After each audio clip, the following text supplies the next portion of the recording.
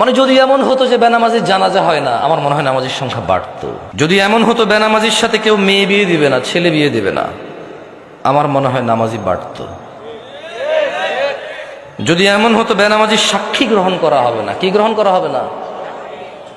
যদি এমন হতো যে বেনামাজি ছেলে তার নামাজি বাবার সম্পদের অধিকার পাবে না, তাইলে মনে হয় নামাজি বাড়তো। এগুলো আমি বলিনি, এগুলো মুহাম্মদ সাল্লাল্লাহু আলাইহি সাল্লাম বলছে।